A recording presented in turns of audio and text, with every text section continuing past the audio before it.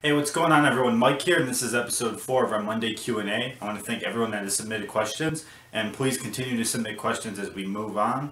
Today was a little tough to get the 4 questions I needed for the video, but I do appreciate everyone that submitted them. Thank you. Here we go. Mark asks, what is a printer that you would suggest to everyone in the $50 to $75 range? Hey Mark, that's a good question. In the $50 to $75 range, you're going to have a tough time finding a good LaserJet printer. My suggestion would be the HP P1102W, which is what I've been using for about 3 years now, and it is $99.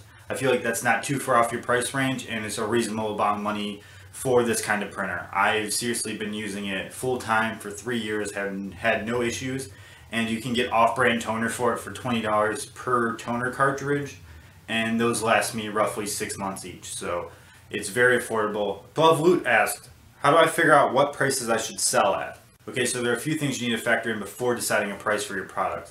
For me, a general rule of thumb is no item should sell for less than 20% profit margin unless it's a very small item and it doesn't really matter. So to do that, you need to factor in your shipping cost, your eBay cost, all this stuff, and then put your 20% on top of that as your price. Now the way I do this is I run an Excel spreadsheet and I copy and paste my point of sale into it, and it gives me the minimum price that I can sell an item at. And that's my baseline for pricing things on eBay. Aside from that, you have to take in the fact that there are competitors. If your competitor is already selling at a lower margin and you don't want to undercut them, then you don't want to sell that kind of item in the marketplace at all. A few other things to consider are items have different shipping costs. You need to know beforehand what your shipping cost is. If you offer free shipping and your shipping ends up being $2 more than you thought it would be, that's cutting into your profit. So make sure you do a lot of research on your competitors, your profit margin, and your shipping costs way before you ever list items. Take all this stuff into consideration when you're pricing, and that's where you're going to get where you need to be. If you have low overhead, then your general asset is that A, you can spend more quality time with your customers, so one-on-one time, and B, you can undercut your competitors because they probably have overhead. So use these two things to your advantage, but make sure you're not underselling yourself because then your business isn't making money. Stop Motion 36 asks, how many items do you usually have on hand in your inventory? And how many do you list per day? Hey Stop Motion, before I answer that, I want to thank you so much for adding so many great questions to the videos and being such an active member of our community. I truly appreciate it. And because of that, I'm going to allow you to do something. I don't know if you like video games or not, but that's what I have to offer. So if you go to my website at gameweaver.com, go ahead and pick a few things you would like. Email me at gameweaver@gmail.com and I'll send them to you for free. I do appreciate everyone that submitted questions, but you've been so active and helped so much. I'm going to give something back. Thank you. And here's your answer. Alright, so you're asking about my inventory on hand. Now that fluctuates quite a bit. It's holiday season, I'm bulking up. I still have orders coming in my inventory. I have my point of sale open behind me. It's probably hard for you to see on the camera, but I currently have $2,985 I paid in stock, and the resale value on that product is roughly $8,254. So that right now is what I have in stock right behind you on the camera, what's up for sale. As far as listing goes, I don't have like a scheduled routine for listing.